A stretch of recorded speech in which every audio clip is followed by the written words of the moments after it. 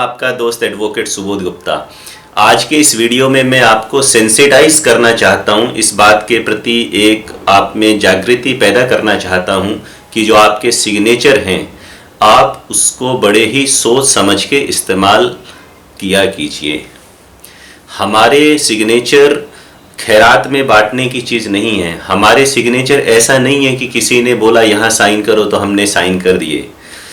अपनी एडवोकेसी की प्रैक्टिस में एक वकील होने के नाते मैं दिन प्रतिदिन ऐसे केसेस देखता हूँ जहाँ पर बहुत सारे मामलों में मेरे क्लाइंट मुझे ये कहते हैं कि सर ये साइन तो हमने ट्रस्ट में आके कर दिए थे, गुड फेथ में कर दिए थे, या हमने इसको पढ़ा ही नहीं, या हमें डॉक्यूमेंट पढ़ना ही नहीं आता था, या ये डॉक्यूमेंट बहुत ही कॉम्प्लिकेटेड था, या हमारे साथ चीटिंग करके कुछ और बोल के साइन करवा लिया, वगैरह वगैरह वगैरह। सिग्नेचर की अहमियत ये है कि वो जहाँ पर भी आपने साइन कर दिए किसी भी फॉर्म में किसी भी रूप में, तो उसका कानूनी अर्थ ये निकलेगा कि आपने उस चीज़ को पढ़ लिया है और समझ लिया है और उसके बाद आपने वहाँ पे साइन किए हैं। एक लीगल बाइंडिंग क्रिएट करते हैं सिग्नेचर उस व्यक्ति के ऊपर जिसने साइन किया हुआ है। कुछ कॉमन एग्जाम्पल्स लेते हैं जो कि मैं देखता हूं कि लोग ऐसे डॉक्यूमेंट साइन करते रहते हैं बिना सोचे समझे। बहुत सारे केसेस में मैंने देखा है कि लोग ब्लैंक स्टैम्प पेपर भी साइन कर देते हैं, ट्रस्ट पे या गुड फेथ में। कोरे कागज़ पे भी साइन कर देते हैं, या कोरे कागज़ पे साइन करते हैं तो थोड़ा नीचे कर देते हैं, जो लिखा रहता है उसके बाद भी लिखने की जगह बची रहती है। रियल एस्टेट सेक्टर में मैं देखता हूं कि लोग जब कोई घर खरीदते हैं तो बिल्डर के पास जाते हैं, एप्लीकेशन फॉर्म साइन करते हैं, वो भी बिना पढ़े साइन कर देते हैं। मोटा मोटा एक दो चीज़ तो देख लेते हैं कि प्राइस क्या लिखा है, पूरी शर्तें उसको पढ़ते नहीं हैं। जब बिल्डर कोई एग्रीमेंट बनाता है वो 20, 30, 40 पेज का होता है, उसे भी पढ़ने की जहमत नहीं उठाते। कभी प्रॉपर्टी की रजिस्ट्री हो रही होती है तो जो सेल डीड है वो सेल डीड जो भी ड्राफ्ट बन के आ गया उस पर साइन कर देते हैं, उसमें नाम वाम तो पढ़ लेते हैं, बाकी पढ़ने का प्रयास नहीं करते कि उसके अंदर क्या लिखा हुआ है। कोई एग्रीमेंट टू सेल बनाया है, उसके अंदर क्या शर्तें लिखी हुई हैं, जो भी प्रॉपर्टी डीलर ने फॉर्मेट दिया है या किसी एडवोकेट ने फॉर्मेट दिया है, उसको भी पढ़ते नहीं है कि उसमें क्या टर्म्स एंड कंडीशन लिखी हुई है, कोई इंपॉर्टेंट बात छूट तो नहीं गई, कोई गलत बात तो नहीं लिखी हुई। इसी तरह एक जो लोन सेक्टर है, बैंकों से जब लोन लेते हैं तो ऐसा लगता है कि बैंक हमें कोई लोन दे रहा है तो हम पे बहुत बड़ा एहसान कर रहा है। अरे भाई, वो हमसे ब्याज ले रहा है, वो हम पे एहसान नहीं कर रहा, हम उस पे एहसान कर रहे हैं, या कोई किसी पे एहसान नहीं कर रहा। It is a mutual contract, a win win situation. लेकिन हम ऐसी अवस्था में आ जाते हैं कि जैसे बैंक हम पे कोई एहसान कर रहा है। और फिर जो लोन एग्रीमेंट्स होते हैं, तो जब बैंक के एग्जीक्यूटिव आते हैं या आप बैंक में जाते हैं तो बैठिए सर, चाय लेंगे सर, कॉफ़ी लेंगे सर, फिर वो सारा बंडल आपके सामने रखेंगे।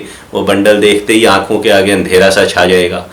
और फिर एक एग्जीक्यूटिव उनका बोलेगा सर आप साइन करते जाइए और मैं पेज पलटता जाता हूँ। तो वो पेज पलटता जाता है, आप साइन करते जाते हो। वीआईपी वाली फीलिंग आती है, कोई हमारे लिए पेज पलट रहा है, हम साइन करते जा रहे हैं।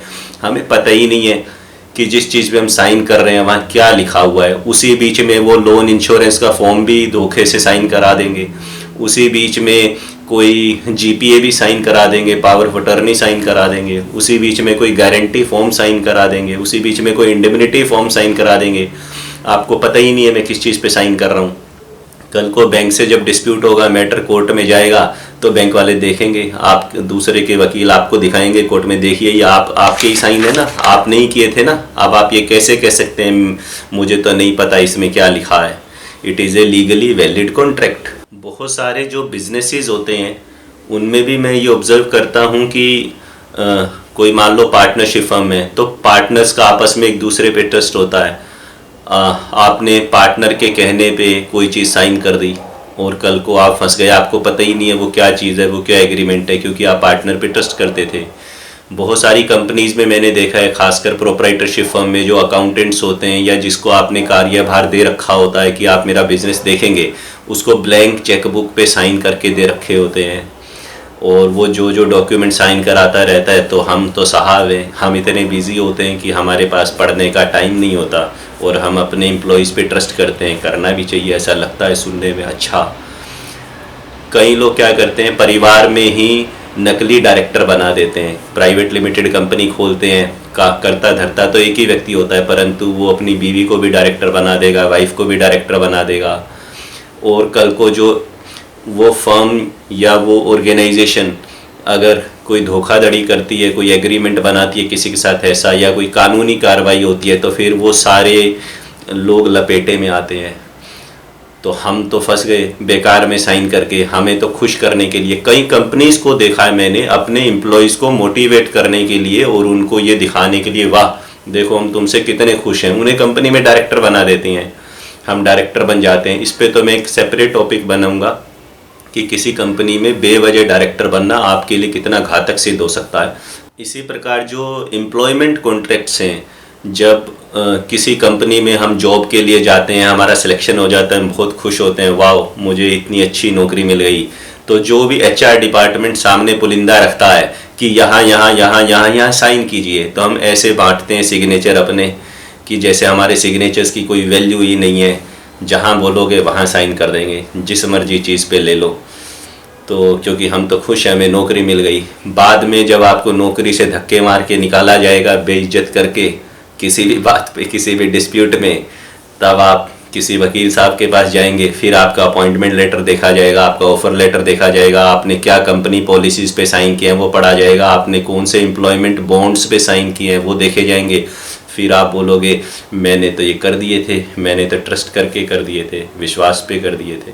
इन सब के अलावा भी अन्य बहुत सारी परिस्थितियां ऐसी हैं जहां पर मैं देखता हूं कि लोग अंधाधुंध साइन किए चले जाते हैं, बिना सोचे समझे, बिना कोई दिमाग लड़ाए। इवन हॉस्पिटल्स में मैं देखता हूं कि जब हमें कोई ऑपरेशन कराना या कुछ कराना है, तो जो हमें मेडिकल कंसेंट देनी है, हम बस जो डॉक्टर कह देता है यहाँ साइन कर दीजिए, हम वहाँ साइन कर देते हैं। We don't want to read, या तो हमें पढ़ना ही नहीं आता है या हम पढ़ना चाहते ही नहीं है।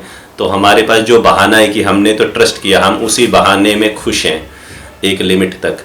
इसी तरह जो फैमिली डिस्प्यूट्स होते हैं, जहाँ पे कॉम्प्रोमाइज डीड बनती हैं, कोई आपस में पारिवारिक संपत्ति का बंटवारा है, या पति पत्नी के बीच में कोई मैट्रिमोनियल डिस्प्यूट है, तो बहुत सारी चीज़ों में हम कह देते हैं तो दबाव में मेरे से साइन करवा लिए, मुझे फोर्स किया गया था साइन करने के लिए, इसलिए मैंने साइन कर दिए, या फिर वही ट्रस्ट में मैंने साइन कर दिए।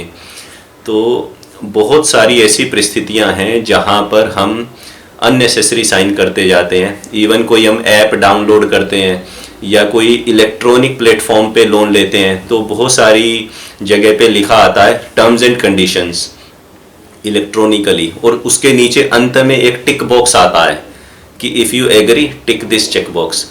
तो हम वो सारी टर्म्स एंड कंडीशन जो लिखी होती हैं उसे कोई पढ़ता नहीं है, उसे सब नीचे नीचे नीचे करके जहाँ वो बॉक्स टिक करना है वहाँ टिक करके आगे बढ़ जाते हैं। और बाद में कोई दिक्कत होती है तो कंपनी कहती है हमने तो टर्म्स एंड कंडीशंस आपको ऑनलाइन प्रोवाइड कराए थे और आपने वो एक्सेप्ट किए थे, now it is an electronic contract, you can not से कि मैंने तो ये पढ़े नहीं थे। पुलिस इन्वेस्टिगेशंस में भी ये देखने को मिलता है कि कोई FIR दर्ज करनी है, कोई कंप्लेंट करनी है, तो लिखी किसी और ने, आपने बस साइन कर दिया बिना पढ़े कि उसने क्या लिखा है। कोई बयान देना है पुलिस को, पुलिस वाले ने खुद अपनी राइटिंग में लिख लिया है या किसी और ने लिख दिया है, आपको कह रहे हैं कि साइन करो और आप पढ़ ही नहीं रहे हो कि वो उसने क्या लिखा है और आप साइन टिका दे रहे हो अपने वहाँ पे। कहीं पे एज ए विटनेस साइन करने हैं किसी एग्रीमेंट के अंदर या किसी भी और जगह पे, वहाँ पे भी आप एज ए विटनेस साइन कर रहे हो तो आप पढ़ ही नहीं रहे हो कि क्या लिखा हुआ है, आप बस विटनेस के साइन यहाँ करिए और आप विटनेस के साइन वहाँ कर देते हो, क्योंकि आपको लगता है मैं मना करूँगा तो दूसरा व्यक्ति कहीं ऑफेंड ना हो जाए, उसे बुरा ना लगे, या फिर वही बहाने ट्रस्ट, गुड फेथ, टाइम नहीं है, कौन पढ़े, या क्या फ़र्क पड़ता है, कुछ नहीं होता, ऐसे ही होता है, ये सब सोच के हम करते रहते हैं साइन। तो दोस्तों मैं हर रोज़ अदालतों में ऐसे मुकदमे देखता हूँ जहाँ पे क्लाइंट वाकई इनोसेंट होते हैं, वाकई भोले होते हैं, वाकई उनके साथ धोखा हुआ होता है, परंतु वो आके मुझे ये कहते हैं कि सर हमें इस चीज़ से बचाइए, इस चीज़ से निकालिए, क्योंकि हमें वाकई ये बात नहीं पता थी, हमने इसे नहीं पढ़ा, हमें नहीं पता था हम किस चीज़ पे साइन कर रहे हैं, या ब्लैंक पेपर पे हम साइन कर देंगे तो ऐसा हो जाएगा। तो ये जो डिफेंस है कोर्ट में, ये जब हम एक स्टैंड लेते हैं कोर्ट के अंदर कि मेरे क्लाइंट ने इस डॉक्यूमेंट को पढ़ा नहीं था, या इससे ब्लैंक साइन करवाया गया था, या ये अंग्रेजी भाषा में लिखा हुआ था, मेरे क्लाइंट को तो इंग्लिश पढ़नी नहीं आती, वगैरह वगैरह। तो इसमें जो हमारे जीतने के चांस हैं, इस बात को प्रूव करना कोर्ट में कि मेरे क्लाइंट ने ये पढ़ा नहीं था, ये बहुत ही मुश्किल कार्य है। ये है लीगल पोजीशन। आपने पढ़ा हो, आपने ना पढ़ा हो, अगर आपने अपने साइन वहाँ पे जमा रखे हैं तो बहुत मुश्किल है कोर्ट में इस बात को प्रूव करने का। एक लैटिन फ्रेज है जिसे लैटिन भाषा में कहा जाता है नॉन इस्ट फैक्टम। उसका मतलब सरल भाषा में ये है कि भाई कोर्ट में ये कहने से काम नहीं चलेगा कि मैंने ये पढ़ा नहीं था, ये मैंने नहीं किया, मेरे साथ धोखे से करवा लिए। Not reading is not an excuse. जिस तरह से इग्नोरेंस इज नो एक्सक्यूज ना, कि अगर आप बोलते हो मुझे कानून के बारे में पता नहीं है तो इस वजह से कानून छोड़ नहीं देगा आपको, ये कोई बहाना नहीं है कि मुझे कानून का नहीं पता। इसी तरह से ये कहना भी कि मैंने ये पढ़ा नहीं था और मेरे से साइन करवा लिए, ये भी कोई बहाना कोर्ट में वैलिड ग्राउंड नहीं है, ये चलेगा नहीं। इसमें तीन बातें, तीन एलिमेंट्स बहुत इंपॉर्टेंट है। फर्स्ट एलिमेंट ये है कि कोर्ट ये देखेगी इस बात की प्रोबेबिलिटी क्या है, क्या संभावना है कि इस आदमी ने बिना पढ़े साइन कर दिए होंगे या इसे ना पता हो। तथ्य देखे जाएंगे, सर्कमस्टांसेस देखे जाएंगे। क्या भाई मैं मानसिक रूप से पागल हूं जो मैंने साइन कर दिए? क्या मैं कोई साइकेट्रिक का ट्रीटमेंट ले रहा था और वो ट्रीटमेंट इतना खतरनाक, इतनी सीवियर बीमारी के लिए था कि मुझे नहीं पता था? या मैं तो अंधा था और साइन करा लिए, आंखें ही नहीं थी, कैसे साइन करा लिए? मैं बहुत ज़्यादा नशे में पड़ा हुआ था, या मैं आईसीयू में था और मुझे होशो हवास नहीं था कि मेरे किस चीज़ पे साइन करवाए जा रहे हैं। वो सारे जो फैक्ट्स हैं, प्रोबेबिलिटी है। अगर कोई इंसान ये भी कहता है कि मुझे इंग्लिश पढ़नी नहीं आती, मैं तो अनपढ़ हूँ, मैंने तो अंगूठा लगाया था, अगर अरे आपने तो अंगूठा लगाया था परंतु आपके सगे संबंधी में तो कोई तो पढ़ा लिखा हुआ जो उसे पढ़ सकता था, आपने क्यों लगाया अंगूठा? आप किसी दोस्त के पास, रिश्तेदार के पास जाके पढ़वा सकते थे। अगर दोस्त रिश्तेदार में भी कोई पढ़ा लिखा नहीं है तो आप किसी एक्सपर्ट के पास, किसी ऐसे व्यक्ति के पास, किसी वकील के पास जाके पढ़वा सकते थे। आप कोर्ट में जाइए, वहाँ ट्रांसलेटर बैठे होते हैं। अगर कोई डॉक्यूमेंट आपको समझ में नहीं आ रहा, आपकी भाषा में नहीं है, ट्रांसलेटर जो भी नॉमिनल फीस लेगा आप वो फीस दो उसको और वो आपको उसका आपकी भाषा में अनुवाद करके देगा, फिर आप उसको पढ़िए। तो ये जो प्रोबेबिलिटी है, ये जो संभावनाएं हैं कि ऐसा हो गया होगा, वो कोर्ट देखेगी। लेकिन संभावनाएं अगर कुछ दिख भी रही होंगी तो वो संभावनाओं को साबित करना कोर्ट में, जो बर्डन ऑफ प्रूफ है कि इस बात को साबित कौन करे, वो बर्डन आपके ऊपर है, सामने वाले के ऊपर नहीं है। सामने वाला तो बोलेगा मैंने इसे बता दिया था, समझा दिया था, इसने देख लिया था, पढ़ लिया था और ये इसके साइन है। उसे साबित नहीं करना, साबित आपको करना पड़ेगा, जो कि एक बहुत ही दुष्कर और मुश्किल कार्य है। इसी प्रकार जो डॉक्यूमेंट साइन किया गया है, अगर आप कहते हो जी ठीक है ये लोन एग्रीमेंट के अंदर मुझे पता नहीं क्या क्या लिखा हुआ था, लेकिन आपको ये तो पता था ना कि एक लोन एग्रीमेंट है। ऐसा तो नहीं है ना कि लोन एग्रीमेंट के नाम पे तलाक का एग्रीमेंट साइन करा दिया हो, या म्यूचुअल डिवोर्स के एग्रीमेंट पे प्रॉपर्टी अपने नाम करा ली हो, या रेंट एग्रीमेंट बना के गिफ्ट डीड साइन करा ली हो। तो अगर फंडामेंटली जो डॉक्यूमेंट आपने साइन किया मोटे तौर पे आपको पता है कि हाँ ये इस चीज़ के संबंध में था, तो भले ही उसकी फाइनल टर्म्स, जो उसकी डिटेल्स हैं, उसके बारे में थोड़ा ऊंच नीच हो भी जाए, आपको एक्यूरेट ना भी पता हो, तो ऐसे कहने से आप नहीं बच पाएंगे। कोर्ट ये बोलेगी आपको ये तो पता था ना ये लोन एग्रीमेंट है, तो अगर आप बोलते हो हाँ सर ये तो पता था, मैं लोन ले रहा हूँ और लोन एग्रीमेंट ही साइन कर रहा हूँ, या कोई भी परिस्थिति में जो भी वो एग्रीमेंट है, तो ये चीज़ें उसके अंदर बारीकी से क्या लिखा हुआ, अगर आप बोलोगे मैंने पढ़ा नहीं है, तो आपकी मदद मुझे नहीं लगता आपके वकील या कोर्ट कर पाएगी। तो फाइनली मेरी एडवाइस आपको ये है कि आप कोई भी डॉक्यूमेंट नियम बना लीजिए कि मुझे बिना पढ़े साइन नहीं करना है, बिना समझे साइन नहीं करना है। मुझे समझ में नहीं आएगा तो किसी से पढ़वाऊँगा और तभी मैं उसको साइन करूँगा।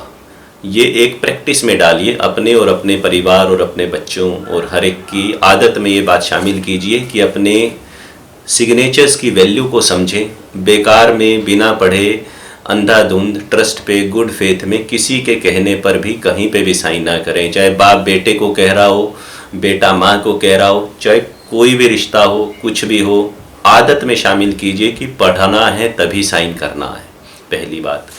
दूसरी बात, एक और कोशिश आप कर सकते हैं कि जिस भी डॉक्यूमेंट पे आप साइन करें, खासकर अगर वो ब्लैंक डॉक्यूमेंट है, तो हमेशा उसकी फ़ोटोकॉपी रखिए। मैं अपने घर में, अपने ऑफिस में एक फ़ोटोकॉपी फाइल रखता हूँ। मैं जो डॉक्यूमेंट साइन करता रहता हूँ जहाँ पर भी, तो मेरी हर वक्त ये कोशिश रहती है कि जिस चीज़ पे भी मैं साइन करूँ उसकी एक फ़ोटोकॉपी मैं अपने रिकॉर्ड में उस फोटोकॉपी फाइल के अंदर लगा दूँ, ताकि कभी बाद में मुझे रेफ़र करना पड़े कि मैंने किस चीज़ पे साइन किए थे तो मुझे पता हो। ब्लैंक पे भी साइन किए तो भी फोटोकॉपी अपने पास रखो, तो उससे ये तो सिद्ध हो जाएगा ना कि आपने ब्लैंक पे साइन किए थे, बाद में कुछ लिखा गया है, ये तो प्रूव होगा उससे। तो ब्लैंक पे भी साइन करो तो भी उसकी कॉपी अपने पास रखिए आप। तीसरा ये है कि अगर आप इलेक्ट्रॉनिक मोड से कोई ट्रांजैक्शन कर रहे हैं, कोई ऐप से या किसी वेबसाइट पे और कुछ, और वहाँ पे टर्म्स एंड कंडीशन को टिक करना है, आप अपनी कंसेंट दे रहे हो, भले ही साइन ना कर रहे हो, एक इलेक्ट्रॉनिक माध्यम से अपनी स्वीकृति या सहमति आप दे रहे हो, तो उनके भी स्क्रीनशॉट्स आप लेने की कोशिश करिए।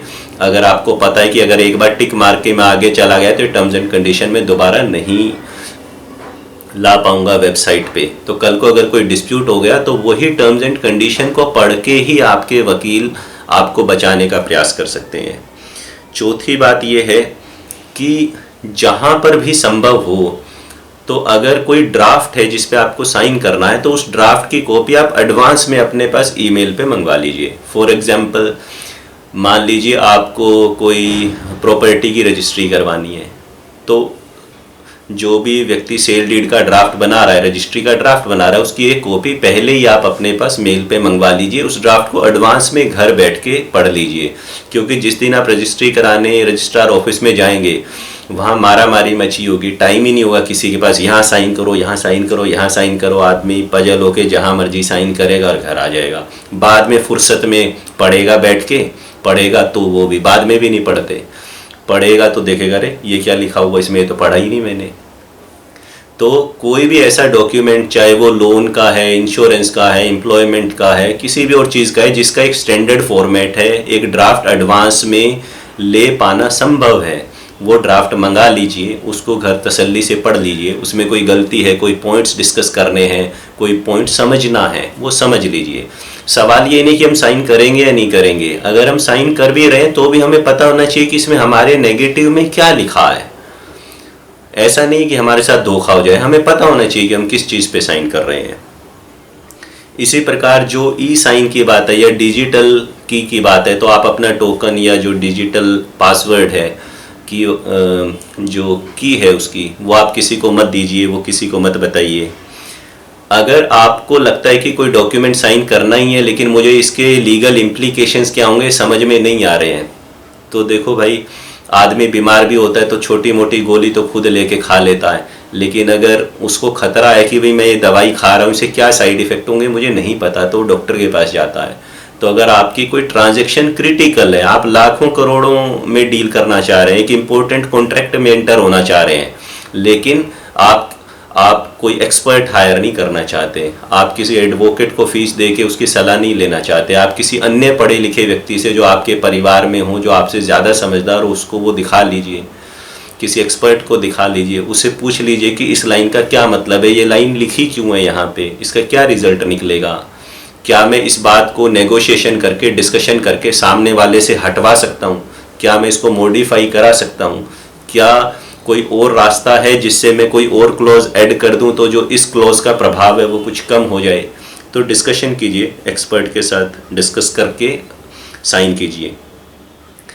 और अंतिम चेतावनी मेरी ये है कि गलती से भी ज़िंदगी में किसी दूसरे के साइन मत कर देना, क्योंकि अगर आपने किसी भी दूसरे व्यक्ति के साइन किए परिवार में या दोस्ती में या बिजनेस में या कहीं पे भी, और कल को कोई मामला फंस गया तो क्रिमिनल ऑफेंस है, जेल तक जाना पड़ सकता है। तो इन बातों को ध्यान में रखिएगा और अपने सिग्नेचर्स की अहमियत को समझिए, अपने सिग्नेचर को मान दीजिए, सम्मान दीजिए। ये एक कीमती चीज़ है, इसको संभाल के देख के इस्तेमाल कीजिए, नहीं तो आप किसी दिन भारी मुसीबत में पड़ सकते हैं।